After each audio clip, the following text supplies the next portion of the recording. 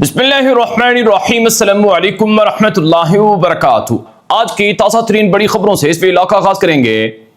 नाज़रीन किराम, ईरान की जंग ने अमेरिका की कमर तोड़ डाली है। ईरान की लड़ाई में अमेरिका घुस तो गया, लेकिन अब इस दलदल ने अमेरिका को ऐसे जकड़ा है कि अमेरिका हर जगह से परेशान है। अमेरिका ने चीन को खाली छोड़कर वहां से अपना बाहरी बेड़ा वापस बुला लिया और वो बाहरी बेड़ा ईरान के खिलाफ मुहासरे में शामिल कर दिया। अब चीन आज़ाद है, जो चाहे करे। इसी तरह से अमेरिका ने सारा असलहा चाइना के खिलाफ जापान, जनूबी कोरिया से निकालकर ईरान की जंग में मशरक़ वुस्ता भेजा, लेकिन वो असलहा ईरान के हाथों तबाह हो गया और बहुत सा असलहा अमेरिका ने खुद ख़त्म कर दिया, यानी बेदर्दी से उनका इस्तेमाल हुआ तो वो ख़त्म हो गया। तो अब अमेरिका एक के बाद एक मुल्क के सामने घुटने टेक रहा है। आपको पता है, ईरान की लड़ाई अमेरिका लड़ने आया ताकि ईरान को फतह करके चीन का रास्ता रोकेगा और चीन को दुनिया का सुपर पावर बनने से रोकेगा और चीन और रूस दोनों को हराएगा और अपनी बादशाहत बरकरार रखेगा। लेकिन चाइना और रशिया ने ईरान का साथ देकर अमेरिका की बैंड बजा दी। अब जो आज की सबसे बड़ी खबर है, इसे जरा आपने गौर से सुनना है।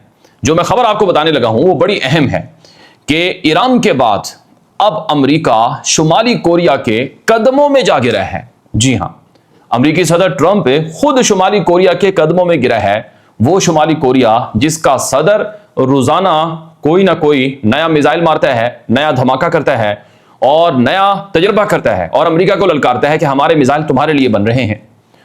अमेरिकी सदर ट्रंप की ताजा स्टेटमेंट देखें। ट्रंप ने कहा है कि हम शुमाली कोरिया से ताल्लुकात बहाल करना चाहते हैं। अमेरिकी सदर ट्रंप ने कहा कि हो सकता है इस साल के आखिर तक के शुमाली कोरिया के सदर किम जोंग उन से मैं मुलाकात करूं। अमेरिकी मीडिया रिपोर्ट कर रहा है कि अमेरिका का ईरान से भी ज्यादा खतरनाक बदतरीन दुश्मन शुमाली कोरिया, जिसने एटम बम अमेरिका की नाक के नीचे बैठकर बना लिया, अमेरिका की पाबंदियों को बाईपास किया, उस शुमाली कोरिया से अमेरिकी सदर ट्रंप ताल्लुकात बहाल करना चाहता है। ये इतना बुरा वक्त अमेरिका पर आ गया है कि अपने दुश्मनों से वो दोस्ती के लिए हाथ बढ़ा रहा है और गोया भीख मांग रहा है। ये बहुत बड़ा जुल्म है। ये अमेरिकी मीडिया के अंदर ट्रंप के खिलाफ रिपोर्टें छप रही हैं। अब शुमाली कोरिया का सदर आप जानते हैं, वो अमेरिका को हमेशा धमकियां देता है। आपको पता है शुमाली कोरिया ने रशिया में मिसाइल नस्ब किए हैं ताकि, और रशिया को मिसाइल भी दिए हैं। और आज की मैं खबर बताऊंगा आपको कि शुमाली कोरिया के मिसाइलों से रशिया ने यूक्रेन पर हमला किया है और शुमाली कोरिया ने रशिया में अपने फौजी भी भेजे हैं, असला गोला बारूद भी भेज रहा है और चीन और रूस से दोस्ती लगाकर अमेरिका को नीचा दिखाने की शुमाली कोरिया पूरी कोशिश कर रहा है। तो ऐसे शुमाली कोरिया के साथ अमेरिकी सदर ट्रंप क्यों ताल्लुकात बहाल करना चाहता है? तो इस पर अमेरिकी मीडिया और आलमी तज्जियाकार हैरान हैं। अब एक खबर यह सामने आ रही है शुमाली कोरिया से कि किम जोंग उन, जो शुमाली कोरिया के प्रेसिडेंट हैं, उनकी बहन है, उन्होंने बयान दिया कि हमारे अमेरिका के साथ कोई खुफिया राब्ते नहीं हुए हैं, कोई खुफिया ताल्लुकात या बहाली के मामलात नहीं चल रहे हैं। लेकिन अमेरिकी सदर ट्रंप कहता है कि मैं किम जोंग उन से मिलूंगा और ट्रंप किम जोंग उन के साथ अपनी तस्वीरें भी बार बार नशर कर रहा है, शेयर कर रहा है। दूसरी तरफ जनूबी कोरिया, जो कि अमेरिका का इत्तिहादी है, वो बेहद परेशान है कि अमेरिका के सदर ट्रंप ने अचानक जो कई महीनों से पहले से शेड्यूल जो जंगी मशकें थी, एक्सरसाइज थी सालाना, वो अमेरिका ने कैंसिल कर दी। अमेरिका के 40,000 के लगभग फौजी हैं जनूबी कोरिया में। अमेरिका जनूबी कोरिया से पैसा भी लेता है और अमेरिका जनूबी कोरिया में अड्डे भी रखता है। लेकिन ट्रंप ने अचानक जनूबी कोरिया से जो जंगी मशकें तय थीं उनको कैंसिल कर दिया। तो जनूबी कोरिया के वजीर आज़म ने कहा है कि हमें तो पता भी नहीं है कि अमेरिकी सदर ट्रंप ने अचानक ऐसा क्यों किया और हमें कोई वजह भी नहीं बताई गई। और जनूबी कोरिया की तरफ से कहा जा रहा है कि मुमकिन है ईरान की जंग में अमेरिका ने मदद मांगी थी और कहा था कि असलहा जनूबी कोरिया हमें दे, हमें ईरान के खिलाफ जंग में इस्तेमाल करना है, और जनूबी कोरिया अपने बाहरी जहाज भी भेजे ताकि हम ईरान से मिलकर लड़ें। तो जनूबी कोरिया ने इनकार किया और कहा कि हम ईरान के खिलाफ अमेरिका के साथ नहीं जाएंगे ताकि ईरान और जनूबी कोरिया की लड़ाई हो। तो मुमकिन है ट्रंप उसका बदला ले रहा है।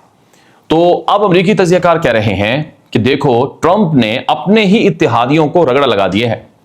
अमेरिकी सदर ट्रंप एक ऐसा शख्स है जो मैडमैन थ्योरी को फॉलो करता है, जो नहीं देखता कि ये मेरा दोस्त है या दुश्मन है। वो दोस्त को दुश्मन बना लेता है, दुश्मन को दोस्त बना लेता है।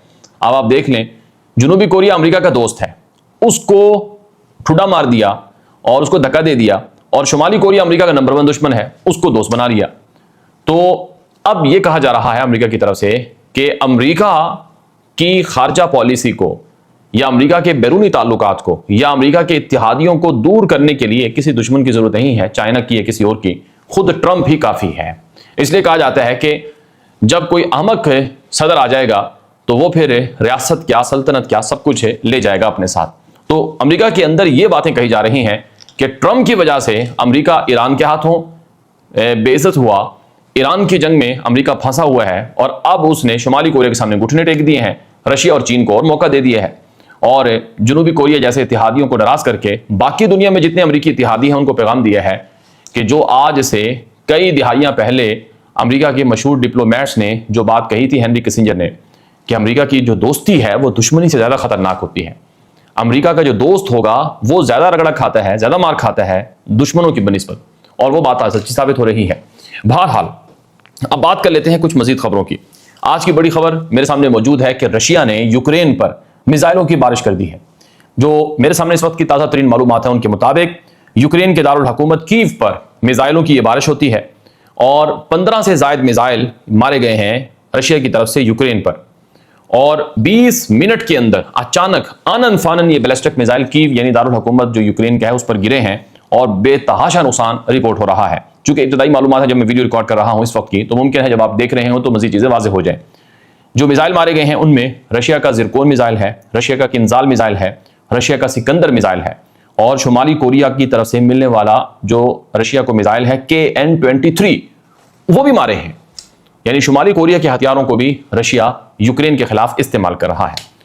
اب اگر آپ روس اور یوکرین کی لڑائی کو دیکھیں تو 1650 دن ہو چکے ہیں، اس کے 1630-35 دن ہو چکے ہیں، اور یہ جو لڑائی ہے اس لڑائی میں یوکرین روزانہ روس پر 200-300 بساؤ کا 600 ڈرون مارتا ہے، اور ایک دن تو 1400 ڈرون بھی مارے تھے۔ اور رشیا میں آج دی گارڈین نے لکھا ہے اپنی رپورٹ میں کہ رشیا میں جو تیل ہے، گیس ہے، وہ ختم ہو گیا ہے، گاڑیوں کا فیول نہیں مل رہا ہے، کیونکہ آئل ریفائنریز بند ہیں۔ 40 سے 50% جو آئل ریفائنریز تھے ان کو مارا گیا یوکرین کی طرف سے۔ رشیا کی جو وائلڈ بیریز ہیں جو کہ وہاں کا ایمیزون ہے، فوڈ سپلائی چین ہے، وہ متاثر ہو چکی ہے رشیا میں۔ آج میرے سامنے روسی صدر ولادیمیر پوتن کی تازہ سٹیٹمنٹ ہے۔ روسی صدر نے کیا کہا ہے کہ یوکرین جو ہمارے اوپر دہشت گردی کے حملے کر رہا ہے اس سے ہمیں نقصان ہو رہا ہے، لیکن اتنا بڑا نقصان نہیں ہوا کہ جس سے ہم گھبرا جائیں اور اس کے کوئی برے نتائج ہوں۔ البتہ ہمارا جو تجارتی ڈھانچہ ہے وہ بہرحال کام کر رہا ہے، ہمیں گھبرانے کی ضرورت نہیں ہے، مشکلات ضرور ہیں، تکلیفیں ضرور ہیں، لیکن ہم ان حملوں کا جواب دیں گے۔ روسی صدر ولادیمیر پوتن نے آج دھمکی دی ہے کہ جو یورپی ملک اسلحہ دے رہے ہیں یوکرین کو اور جو ان کی مدد کر رہے ہیں مالی طور پر، اب رشیا اپنی اسٹریٹجی تبدیل کرے گا اور ان ملکوں کو ٹارگٹ کرے گا جو اسلحہ دیتے ہیں، یا وہ ملک جو یوکرین کے ساتھ تعاون کرتے ہیں، پیسے دیتے ہیں یا تجارت کرتے ہیں۔ ہم خبردار کرتے ہیں کہ ان کو اسلحہ نہ دو، ان کے ساتھ تجارت نہ کرو اور تعلقات نہ رکھو۔ اور روس کی طرف سے یہ بھی اعلان کیا گیا ہے کہ جس ملک کا ڈرون آئے گا ہم اس ملک کو ٹارگٹ کریں گے اور اسے تعلقات ختم کریں گے۔ تو رشیا اس لڑائی کو ایک عالمی جنگ بنانے کی طرف جا رہا ہے۔ رشیا اس لڑائی میں ایٹمی ہتھیاروں کے استعمال کی طرف بھی معاملات کو بڑھا رہا ہے۔ ترکی کے وزیر خارجہ حکان فیدان نے کچھ دن پہلے یہ کہا تھا کہ ہم تو بڑی کوشش کر رہے ہیں کہ دنیا میں ایٹم بموں کا استعمال نہ ہو، جوہری ہتھیاروں کی طرف دنیا نہ بڑھے، لیکن رشیا اور یوکرین کی جنگ ہمیں اس طرف بڑھتی ہوئی نظر آ رہی ہے، یعنی جس میں رشیا کے پاس کچھ بھی نہیں بچے گا اس کے سوا کہ وہ ایٹمی ہتھیاروں کا استعمال کرے۔ لیکن اب یورپ کے اندر سوالات کھڑے ہو رہے ہیں کہ اتنی 5 سالہ جنگ میں کیا یوکرین کو ہم رشیا کے خلاف جتا سکتے ہیں، یا رشیا کو یوکرین کے اوپر حملوں سے روک سکتے ہیں؟ آج بھی رشیا نے اعلان کیا کہ ہم نے کئی گاؤں اور دیہات یوکرین کے آزاد کرا لیے ہیں، یعنی یوکرین سے قبضہ کر لیے ہیں، چھین لیے ہیں۔ تو حقیقت یہ ہے ناظرین کرام، یورپ کے پاس اس وقت پیسہ نہیں ہے، یورپ میں معاشی حالات بہت گڑبڑ ہیں۔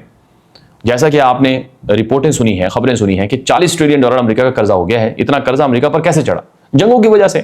امریکہ نے عراق کی جنگ چھیڑی، $5 ٹریلین وہاں برباد کر دیا۔ افغانستان کی جنگ چھیڑی تو وہاں بھی $5 ٹریلین سے زائد کا برباد کر دیا 20 سالوں میں۔ امریکہ پھر خانہ جنگی مشرق وسطیٰ میں لڑتا رہا اور اس خانہ جنگی میں امریکہ کو $اربوں کا نقصان ہو گیا، بلکہ $1 ٹریلین کا نقصان ہوا۔ آج امریکہ کی حالت یہ ہے کہ اس کے پاس اپنے ملک کو چلانے کے لیے پیسے نہیں ہیں، قرضہ لے رہا ہے، وہ قرضے پہ قرضہ چڑھ رہا ہے، امریکہ پر ڈیفالٹر ہو رہا ہے امریکہ۔ اس حوالے سے ہم نے ایک باقاعدہ ولاگ بنایا ہے، آپ ہمارے دوسرے یوٹیوب چینل GNM TV پر جا کر وہ تفصیلی ولاگ سن بھی سکتے ہیں کہ امریکہ پر کتنا قرضہ ہے اور کیوں ہے، اور اس قرضے سے امریکہ کا حشر کیا ہوگا۔ بہرحال جو اس وقت ایک اور بڑی خبر ہے وہ یوکرین سے ہے کہ یوکرین میں اندرونی بغاوتیں اٹھ پڑی ہے۔ یوکرین کے اندر جو صدر زیلنسکی ہے وہ 2-3 سالوں سے بغیر الیکشن کے صدر ہے، جنگ کا فائدہ اٹھا رہا ہے، اور لوگ اس کے بارے میں کہتے ہیں کہ وہ خود چونکہ یہودی ہے اور وہ خود پہلے ایک ایکٹر تھا تو اس کو صدر بنا دیا، اس کی پالیسیز کی وجہ سے یہ جنگ شروع ہوئی ہے۔ اب یوکرین کی عوام سڑکوں پر نکل آئی ہے اور یوکرینی صدر زیلنسکی نے اپنا سابق وزیر دفاع فیڈروف برطرف کیا تھا، اس برطرف ہونے والے فیڈروف کے حق میں یوکرینی عوام سڑکوں پر نکل آئی ہے۔ یوکرین کی پارلیمنٹ میں نیا جو وزیر دفاع ہے یوکرین کی فوج کا وہ مقرر تو کر دیا گیا ہے، لیکن جو پرانا وزیر دفاع جو 2 ہی مہینے غالباً رہا تھا اس کو جو مستعفی کیا گیا، اس کے خلاف پارلیمنٹ کے باہر ہنگامے فسادات ہوئے ہیں، جھڑپیں بھی ہوئی ہیں اور احتجاج ہوا ہے۔ اب یوکرینی وزیر دفاع جس کو عہدے سے ہٹایا گیا یوکرینی صدر زیلنسکی کی طرف سے، اس نے کہا ہے کہ اگر زیلنسکی کو شوق ہے تو آئے الیکشن کروا لے، صدارتی الیکشن کروائے اور میں بھی آتا ہوں، یوکرینی صدر بھی آ جائے، دیکھتے ہیں کون جیتتا ہے۔ یوکرینی وزیر دفاع جو ہے وہ کافی اگریسو اور کافی جارحانہ تھا رشیا کی جنگ میں، تو اس کے حق میں لوگوں کی رائے زیادہ وہ تھی، تو اب وہ وہاں اندرونی اختلافات بڑھ چکے ہیں۔ اب دی ٹیلی گراف نے لکھا اپنی رپورٹ میں کہ یوکرینی صدر زیلنسکی کا اصل دشمن یا اصل خطرہ یوکرینی صدر کو پیوٹن سے نہیں ہے، اپنے ہی وزیر دفاع جو کہ برطرف کیا گیا فیڈروف اس سے ہے، جس نے اس کو چیلنج دیا ہے صدارتی الیکشن کا۔ اب یوکرین میں لوگوں کو جبرن بھرتی کیا جا رہا ہے فوج میں۔ ایک ویڈیو وائرل ہوتی ہے کہ ایک یوکرینی عورت ہے، وہ یوکرینی فوجیوں کے سامنے گھٹنے ٹیک کر بیٹھ گئی اور ان کی منت کر رہی ہے کہ آپ میرے شوہر کو، میرے ہسبینڈ کو آپ فوج میں نہ لے کر جائیں۔ کہا جاتا ہے کہ یوکرین میں جبری بھرتیاں چل رہی ہیں اور لوگ جبری بھرتیوں پر ہنگامہ آرائی بھی کرتے ہیں، فوج کے ساتھ پولیس کے ساتھ جھڑپیں بھی کرتے ہیں۔ ظاہر ہے جب جنگ ہوتی ہے تو وہ پھر لڑائی ختم ہو جاتی ہے، یعنی جنگ کے اندر پھر لوگ مرتے ہیں اور پھر بالآخر لڑائی ختم ہو جاتی ہے اور لوگ پھر اپنے مرنے والے فوجیوں کو ترستے رہتے ہیں۔ ترکی کی فوجیں اسرائیل کے بارڈر پر کیا کر رہی ہیں؟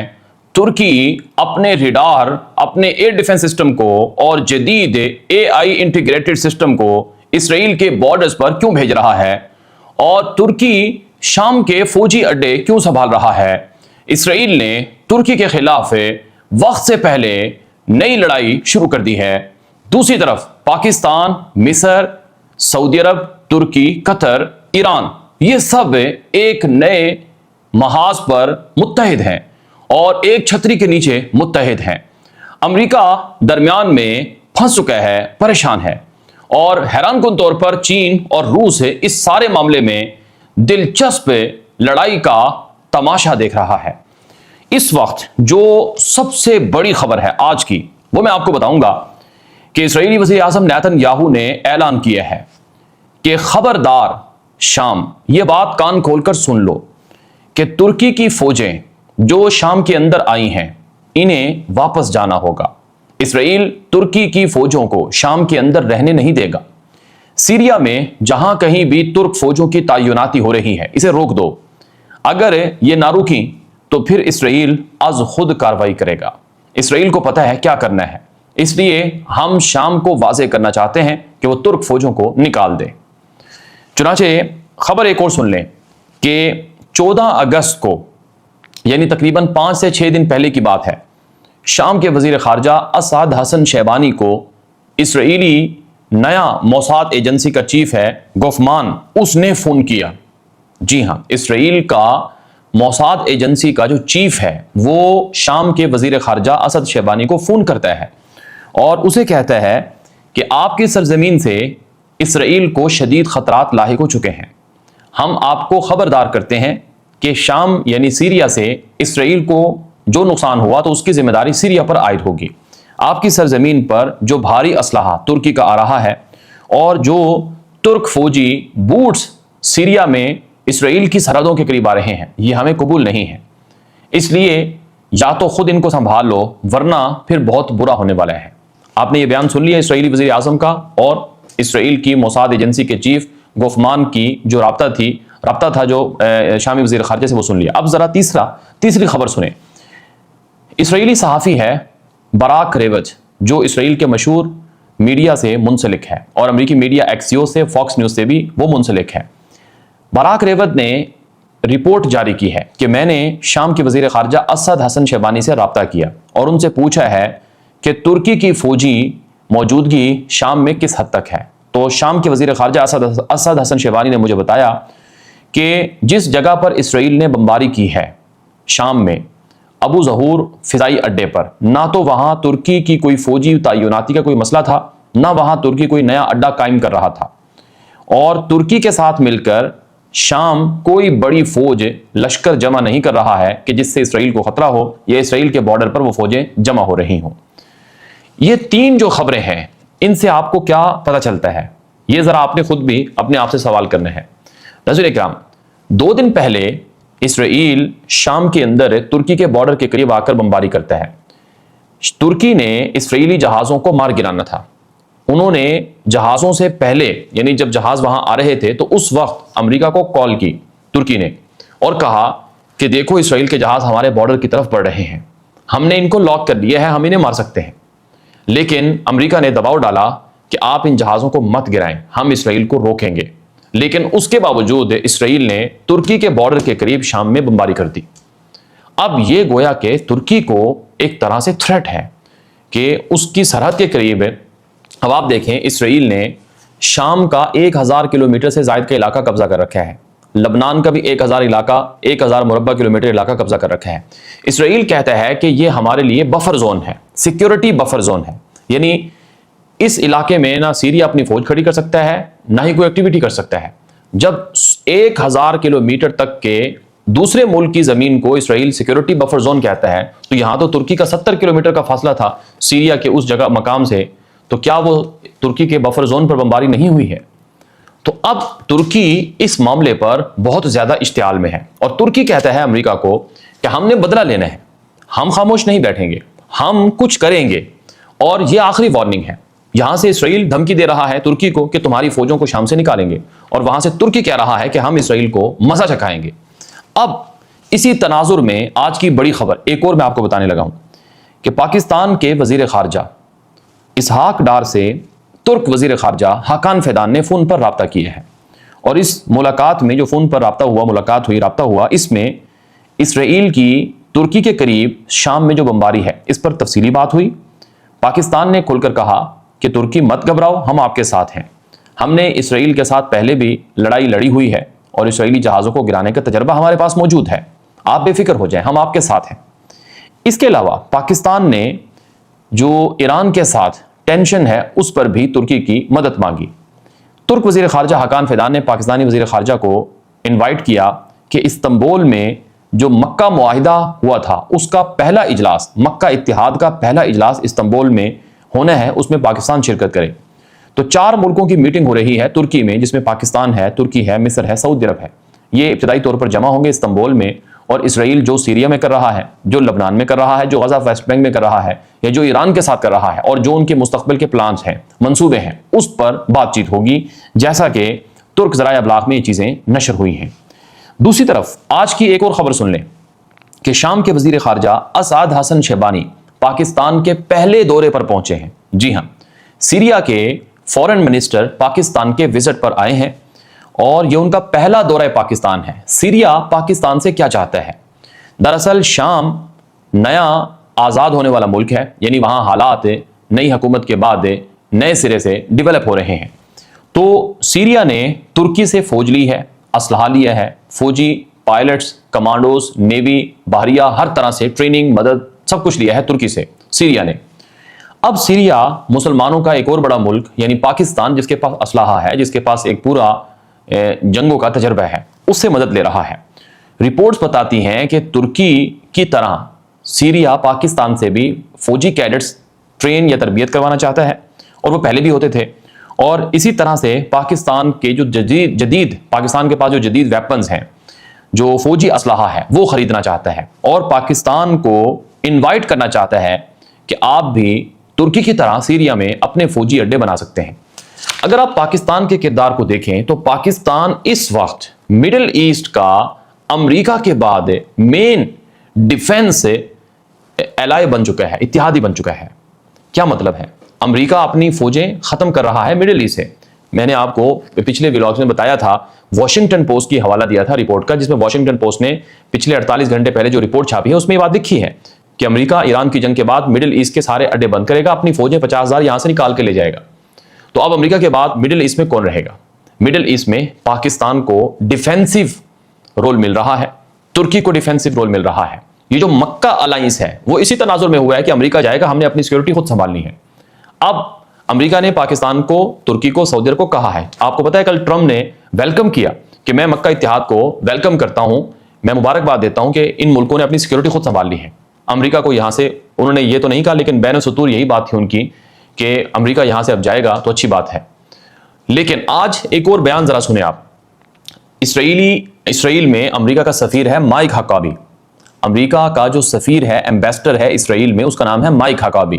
اس نے ٹی وی انٹرویو میں کہا ہے کہ پاکستان، ترکی، سعودی عرب، ان تین کے بیچ جو مکہ الائنس بنا ہے، اس سے امریکہ کو یا اسرائیل کو کوئی خطرہ نہیں ہے۔ یہ ان کا باہمی دفاعی اتحادی معاہدہ ہے، آپس میں دفاعی تعلقات کو مضبوط کرنے کا، اس سے ہمیں کوئی مسئلہ نہیں ہے۔ وہ امریکی سفیر جو اسرائیل کے گیت گاتا ہے، جو کہتا ہے کہ امریکہ صرف اسرائیل کی وجہ سے زندہ ہے، اگر آج اسرائیل نہ ہوتا تو آج امریکہ بھی نہ ہوتا، تو وہ کٹر قسم کا اسرائیل نواز امریکی سفیر وہ کیسے کہہ سکتا ہے کہ یہ پاکستان، ترکی، سعودی عرب کا مکہ اتحاد ہمیں کوئی خطرہ محسوس نہیں اسے ہو رہا ہے، یہ اس سے ہمیں کوئی مسئلہ نہیں ہے۔ ناظرین کرام، اندر سے معاملہ کچھ گڑبڑ ہے۔ وہ کیسے؟